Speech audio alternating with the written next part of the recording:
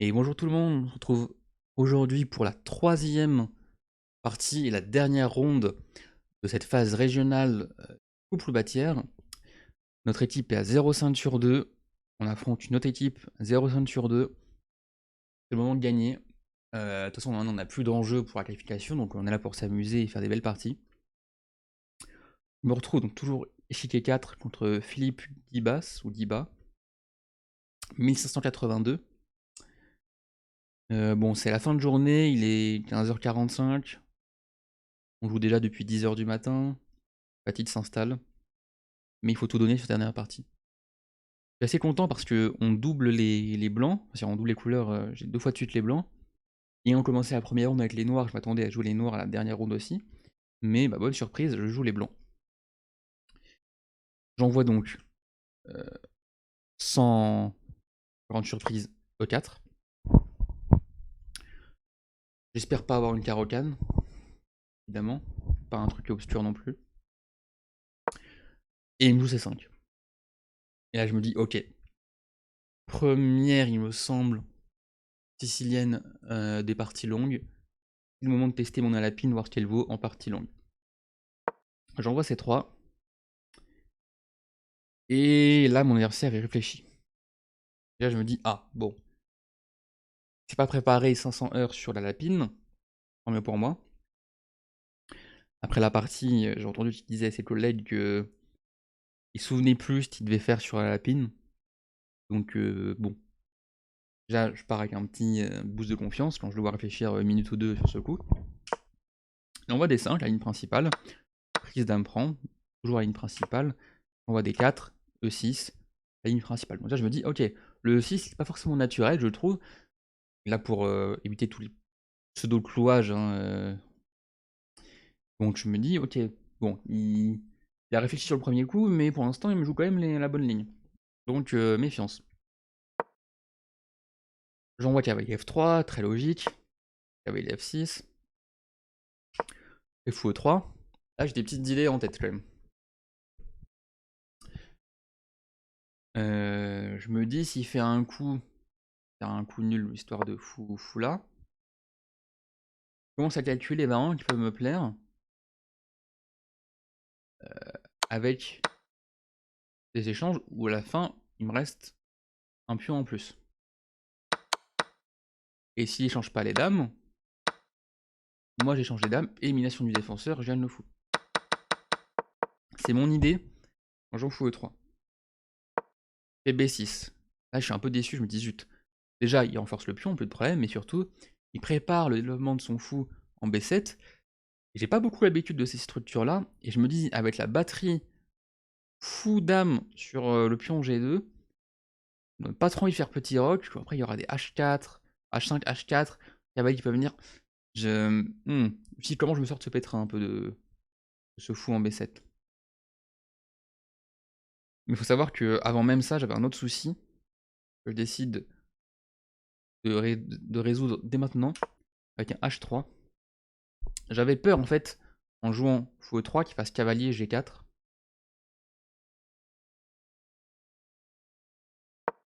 Cavalier G4 qui menace le fou. Ici donc, pas très mal. J'ai pas envie de rebouger mon fou. Si je bouge mon fou, ok, j'ai perdu du temps. Et en plus, accessoirement, bah, comme l'ordinateur le donne, dame E4 échec. Je dois revenir en F3 et là je perds le pion carrément sur échec, c'est terrible.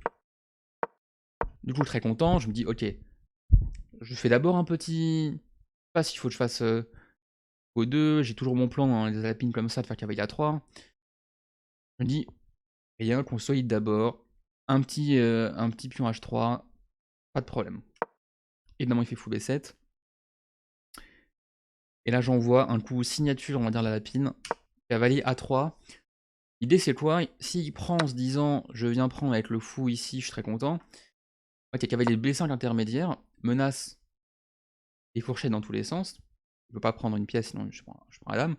Et après un coup, imaginons dame D8, je prends le pion, et mon cavalier est très bien placé. Et bon, c'est pas un avantage fou pour les blancs, mais au moins ça le joue et mon cavalier se développe ainsi. Il y a aussi l'option à terme de venir en C2 pour renforcer le pion. Imaginons qu'il fait prendre tout de suite A6, faire cavalier C2, et il n'est pas non plus si à l'ouest que ça. Même en l'occurrence, cavalier C4 pour attaquer le pion. Donc, il joue fou E7. Et là, je me dis, attends, mais fou E7, ça défend pas tous les problèmes, quoi. Parce que je me dis, la menace, c'est quand même cavalier B5. Il peut pas faire roc, parce que la fourchette, dame tour cette fois-ci, et la tour est enfermée. Ni une ni deux, j'envoie cavalier B5. Et là, je commence à me dire, ok, là, il est un peu chaud. S'il fait un coup, je sais pas, par exemple, dame C6, je commence à avoir des lignes comme cavalier E5, et je regagne encore un temps. La force dame C8. Et ok, j'ai l'impression d'être de pas mal.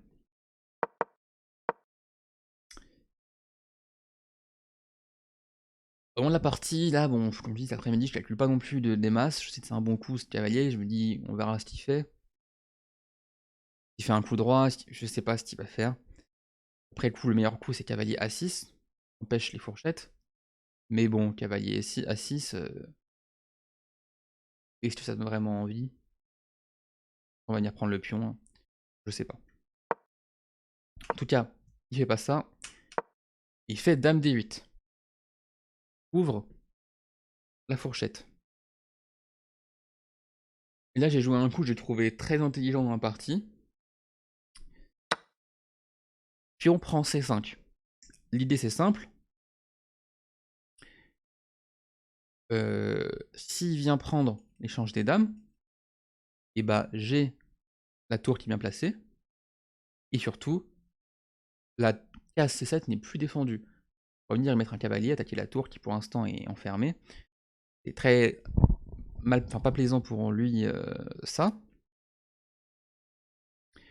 Et s'il prend, vous voyez, je me dis, au moins ça, et le cavalier par exemple en E5 menace la fourchette ici, menace grand roc ensuite sur échec, ou peut-être grand roc même avant. Ok, c'est royal. Du coup, il a pas le choix. Pas le choix. Pas trop le choix. Il me fait un cavalier D5. En fait, il sacrifie le pion. Dans tout cas, il était un peu dans le bazar. Il sacrifie le pion.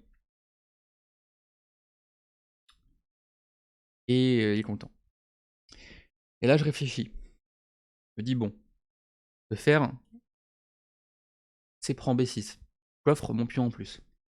Mais là, je commence à avoir des lignes qui me plaisent un peu moyen. Avec cavalier prend le fou. Je dois échanger les dames, prise.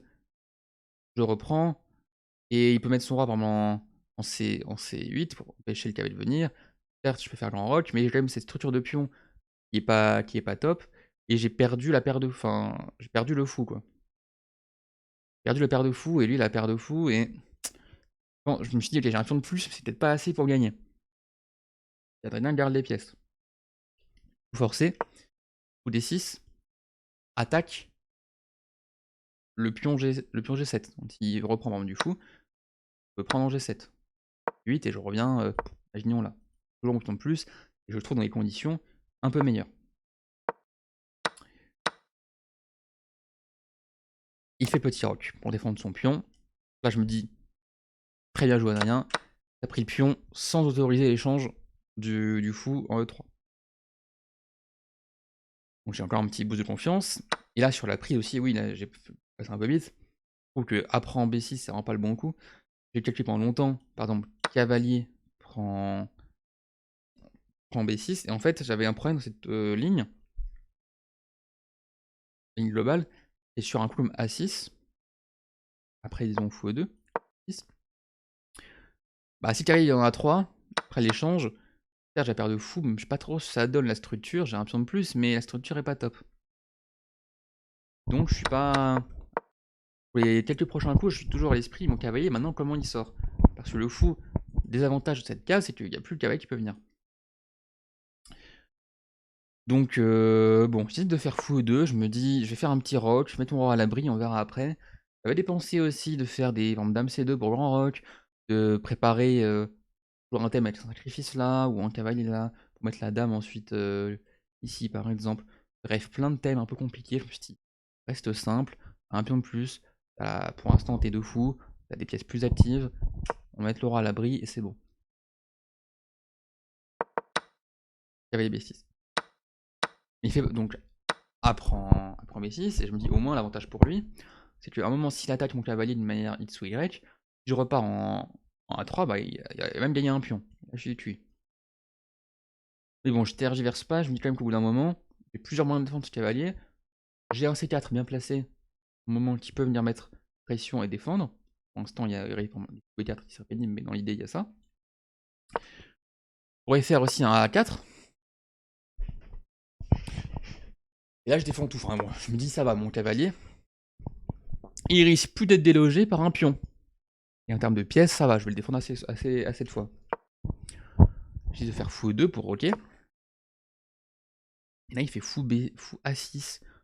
C'est vraiment pas un bon coup au moment de la partie parce que son fou, il était sur une belle diagonale, on va dire. Il me faisait des menaces. Là, il me pseudo-cloue ce cavalier au fou. Mais le fou, donc s'il bouge, ok, alors il bouge quelque part, il va là, il pourra prendre et prendre. Hein, mais bon, je vais pas jamais faire ça. Petit roch, mais mon roi à l'abri. Et là, il fait encore un coup, je trouve pas top. Fou prend cavalier. Donc il me donne la paire de fous. Mon fou qui était pas si actif, il devient monstrueux. Son fou qui était un peu la pièce quasiment la mieux développée avec le cavalier, il l'échange, il a quand même perdu encore un temps pour venir l'échanger. Alors que moi, mon fou a fait qu'un seul temps. Enfin, que j'ai perdu qu'un temps, que j'ai perdu deux temps, on va dire. Ok, donc là je me dis, paire de fou indélogeable quasiment pour l'instant. Plus de problème de cavalier qui bouge pas, je sais pas quoi. Le cavalier qui peut venir en E5, la tour en E1, faire venir jouer les tours une fois que tu auras défendu le pion A. Et ça va gagner tout seul quoi. Let's go, t'as gagné encore une game. Les 1582 post-réforme, tu les tapes. Il fait cavalier D7. Là, je commence à avoir des thèmes. Si ce cavalier bouge, je dis par exemple C4. Cavalier là, par exemple, attaque le fou. Bah, j'ai juste prise. Et par exemple, on échange là. Et après, il y a un pion de plus. Et je me dis, ça va. Donc j'envoie un peu vite C4. Il joue cavalier F6. L'avantage aussi, c'est que donc il doit faire ça pour défendre ce cavalier. On peut avoir des thèmes aussi de sacrifice du fou quelque part et la pièce qui tombe. L'avantage d'avoir fait C4 maintenant, c'est que j'empêche ce cavalier-là de venir en F6, renforcer ce cavalier. Donc j'envoie C4. Et là, pareil, il faut que tu calcules. Je me dis peut-être qu'il y a des fou prend. S'il fait fou prend pour attaquer là, attaquer le pion B2, bah, la pièce elle tombe. Du coup, sur fou prend, il doit faire cavalier prend. Mais maintenant, j'ai plus la menace de ça. Quand je me dis si à un moment je fais ça et qu'il fait je sais pas quoi, ça fait une découverte. Enfin bref, je commence à calculer pas mal. Finalement, je me dis bon, ça serait quand même bien si j'avais une tour à la place de cette dame pour faire un clouage pénible. Parce que pour l'instant, je vois une sorte de clouage, mais c'est pas assez fort parce que c'est une dame. Donc ça menace rien, il peut juste bouger le cavalier et la dame derrière est bien protégée. Donc je me dis, je bouge ta dame. Où est-ce que je la bouge? C2, j'aime pas trop B3 non plus, même si ça joue. Je me dis, tu vas en E2. En plus, tu coupes ce cavalier, il peut pas venir en E4.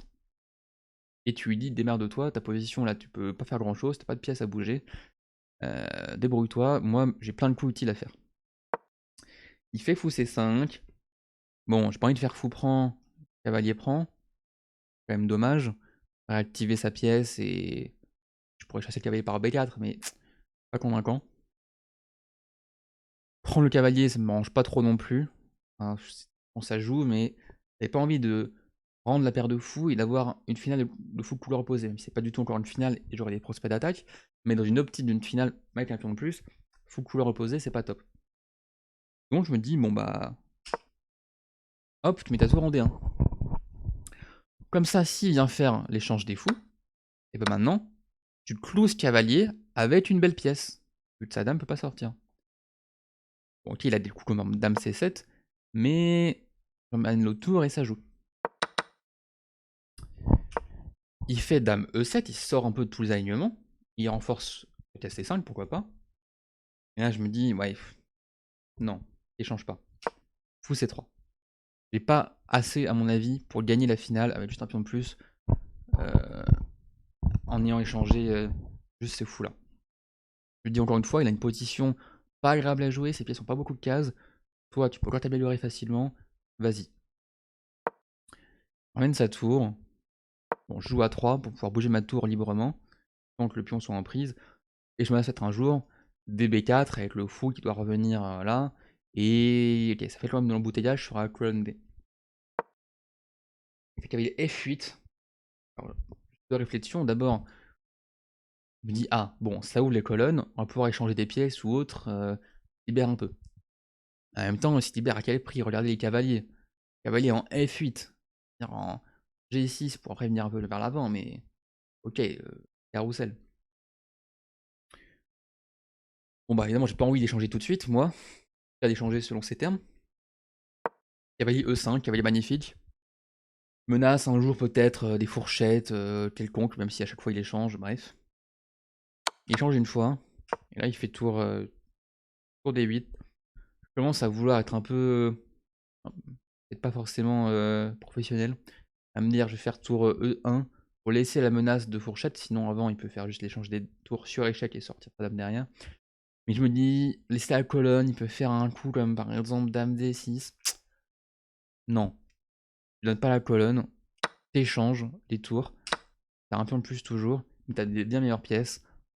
Et là je me dis maintenant, dame D2, on échange encore les dames, il accepte l'échange des dames, et là regardez, les deux cavaliers sont nuls, il peut pas les ramener via D7, contrôle trop bien la case, et je vais chasser un moment peut-être le fou avec B4, tout va bouger, je vais bouger le cavalier quelque part, puis après faire fou E7, presser ce pion en B6, et certes j'ai un pion de plus, mais là j'ai deux pions de plus dans cette majorité, où il n'y a pas de pièce autour, donc là il n'y a qu'un pion de plus de côté, il aura du mal à faire un pion passé, surtout que pour l'instant je bloque bien la case, et aussi dans l'optique où on part ensuite faire des pions passés, les cavaliers c'est des plutôt mauvaises pièces pour défendre contre des pions passés, parce que peu à courte portée, du coup s'ils sont là-bas ils font que ça, moi j'ai les paires de fous, je me dis ça va être un régal, avec mes fous partout, ça va être insupportable pour lui, donc là je suis très content.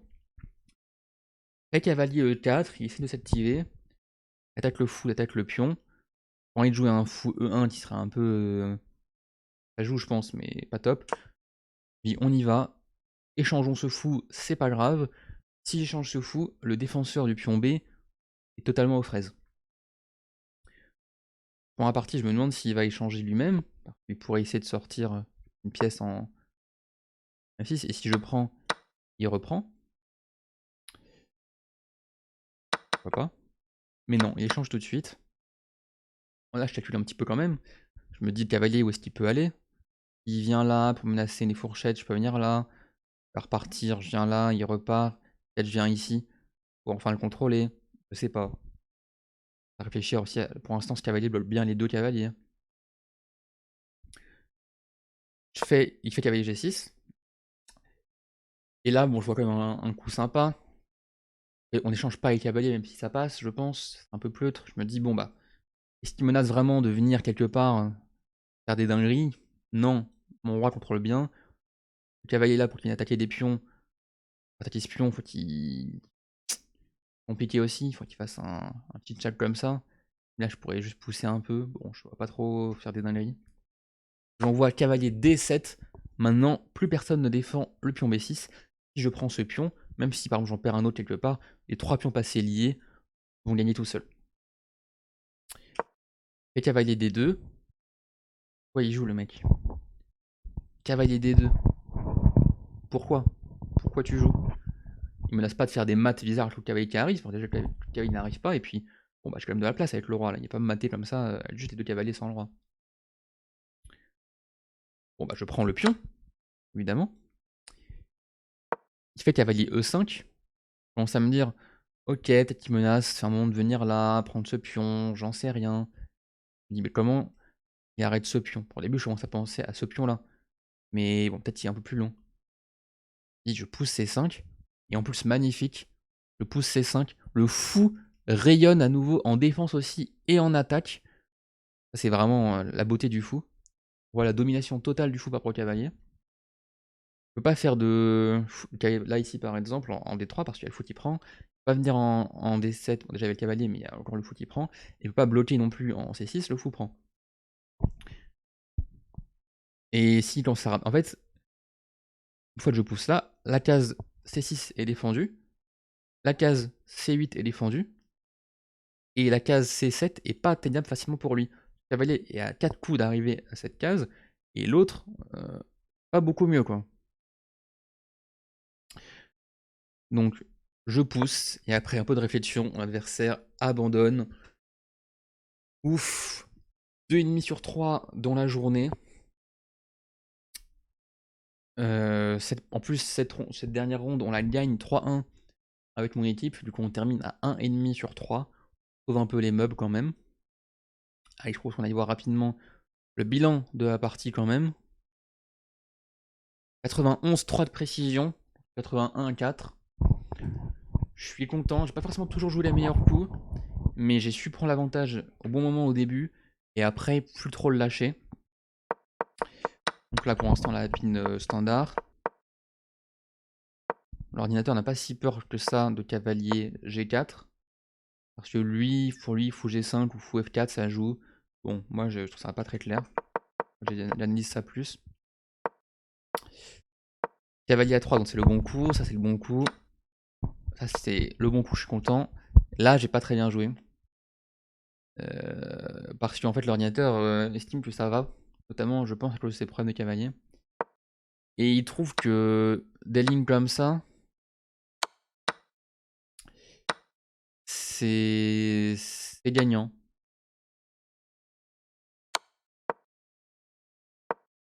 Et on comprend quand même que c'est gagnant. Mais bon, c'est pas clair et ça demande du calcul. Alors que moi je me dis naturellement, garder le fou, garder l'attention, ça paraît mieux. Il a joué le bon coup, il a joué. Pour l'instant on joue les bons coups.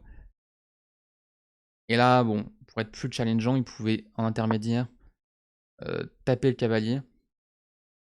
Il doit venir en A3. Et en fait là après, certes j'ai un pion de plus. Le pion en B6 va tomber évidemment. Mais quel pion de plus quoi. Ils sont doublés. Pas colonne A. Côté un peu plus challengeant. Là pareil il propose de libérer la case. Ah bon c'est un enchaînement de mauvais coups, ça j'avais bien senti dans la partie. Là on joue le bon coup. Puis après, ça c'est pareil un bon coup fou C3. Voilà, c'est juste on a la pression, on continue de mettre un peu la pression. On laisse vraiment pas de contre-jeu à l'adversaire. Et après la finale, ok, petite imprécision, on peut essayer de jouer plus. En même temps, c'est tellement gagnant juste en échangeant les dames. Là, c'était en la dernière boulette. Me laisser la case des 7, c'était là l'erreur de trop. Et après, les pions passés sont faits pour être poussés. Et bah, je vous remercie pour cette vidéo. Et puis, on se retrouve bientôt, j'espère, pour d'autres parties. Soit les parties longues classées, soit peut-être des parties rapides sur Chess.com. Salut, salut!